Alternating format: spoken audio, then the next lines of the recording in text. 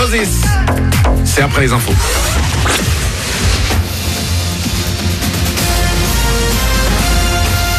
Toute l'actu sur Monaco Menton avec Frédéric Plat.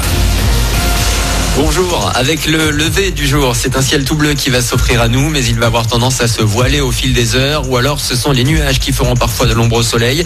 Jusqu'à 15 degrés cet après-midi et 8 pour sortir du lit sur le littoral. C'était la météo sur Énergie avec La Trégo, votre restaurant les pieds dans l'eau, Port de Plaisance, Cap d'Aille.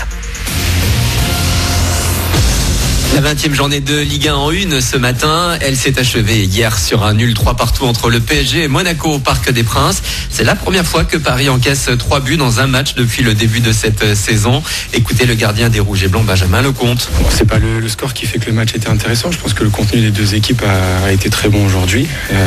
On aurait pu gagner comme on aurait pu perdre aussi. Après voilà, quand on est gardien et qu'on est confronté à ce genre d'équipe, on sait que ça va être des arrêts très très difficiles et des fois il suffit d'un seul et pour changer un petit peu la donnée du match. Donc voilà, c'est un très bon point au parc, ça on va pas se cacher. Et maintenant on va voir de quoi on est capable mercredi. Et voilà, propos recueillis par Martin Antoine. Les deux clubs se retrouvent en effet sur le Rocher dès mercredi, toujours en championnat pour un match en retard de la 15e journée. Au classement, Paris reste seul leader devant l'OM, Monaco est 8e.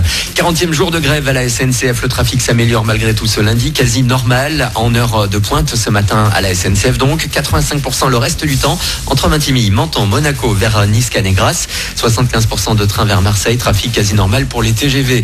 Du côté des syndicats, on est assez divisé sur les suites. Certains appellent à continuer la mobilisation contre la réforme des retraites, malgré l'annonce de l'abandon provisoire de l'âge pivot. Une nouvelle journée de manifestation, la 6e est prévue jeudi dans tout le pays. J-7, on est à une semaine des premières épreuves anticipées du nouveau bac. Elles compteront pour 30% de la note finale en terminale.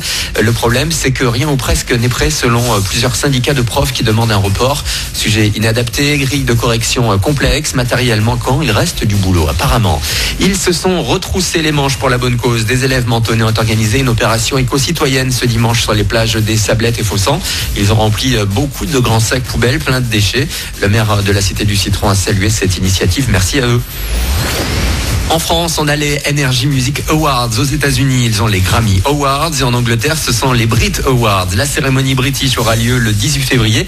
Et les nommés sont connus. Lewis Capaldi est parmi les favoris en lice pour 4 trophées, dont celui de l'artiste masculin de l'année, face à Harry Styles notamment. Charlie XCX, Coldplay et Bastille sont sur la liste, eux aussi. Voilà pour votre actu, il est 7h35. Bon début de journée à vous, bon réveil avec Manu dans le 6-9 sur Énergie.